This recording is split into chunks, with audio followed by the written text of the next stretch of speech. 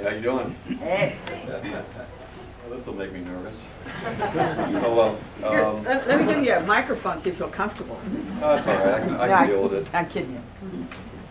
So, my name's, if I could, I'd just like to tell who I am. I was actually one of the charter members on the Natural Resources Committee for, I served for 1.5 years to 2 years. So I'd like to just kind of present some information to the audience that they may not know. A lot of them probably already know it. It's, you know, it's nothing assertive or aggressive, just information about what's going on. I got 2 things that will lead into questions.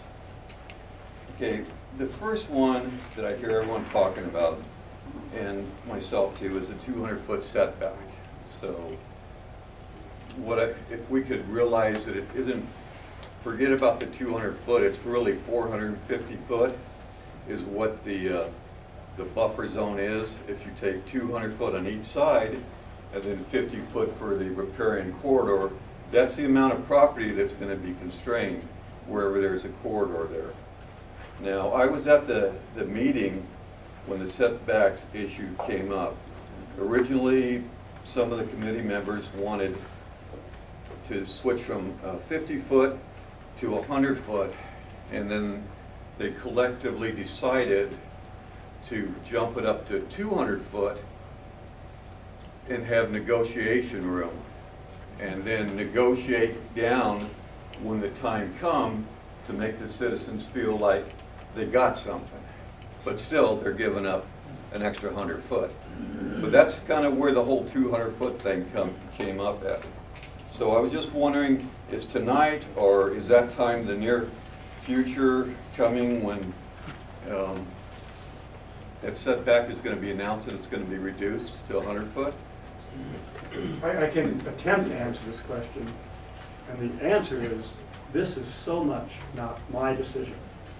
This is a decision of the Planning Commission making recommendations to the City Council with input from you. And so all I was doing was reporting that there was a lot of concern about the buffer or the setback, not issuing an opinion about the outcome. Okay, well, I just want to throw it out there. I have one other thing. And can I ask you, do you want to ask that question of someone else? No, just, I think Okay. if everyone hears it, they'll start thinking about it themselves Okay. and go, wow, I never thought about that, but it's important.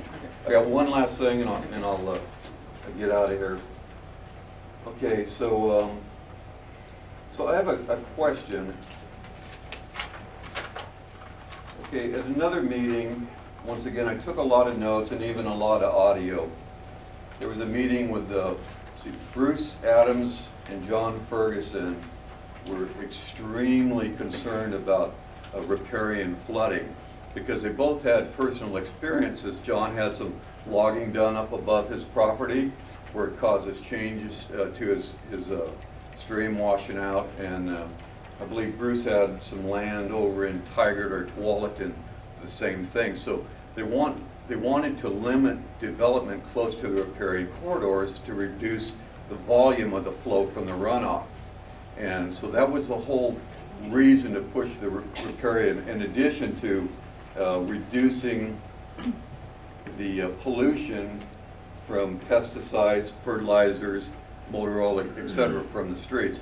So my question, what I'm running into now is, we've got this acronym term of ecosystem services, where the plan is now to divert the runoff from the developments down the riparian corridors, which is 180 degrees reversed of what it says in the draft comprehensive plan right here that they wanted to avoid because of landslide hazards. So I'm just curious on why is it now a good idea, but then 2 or 3 years ago it was a horrible idea. I mean, how did this come to pass? That's all I got. Thank you. I guess I didn't hear me saying that it was a bad idea to do anything. All I said was, this is what I heard from the people I talked to. There's a big distinction in Europe. And I think even if you look simply at the base requirements for managing hydrology, managing water in this community, that you preserve. Makes you want to do the cha-cha. This might be the moment for everyone else to turn off their cell phones. Is the state law, it's regional law, to protect the feeder streams that go into the intermittent streams that go into the main perennial streams that go into the river. That's something that is not an issue. The question is how you manage forested areas outside of that system of streams that provides hydrological functions now, including the wetlands. The wetlands are not up for grabs. That's something that this community and no community in the region has a choice about filling a lot of wetlands. But what is more of a policy choice is the upland forested areas outside of the water system. And that's what I was trying to say. So, and yes, you're right. If you're on hillside, you start to remove trees, it will increase runoff below. It will have downstream effects. Stream bank erosion, I've got a list. Lowering of the water table because trees absorb water, puts water back to the water table. Loss of habitat connectivity.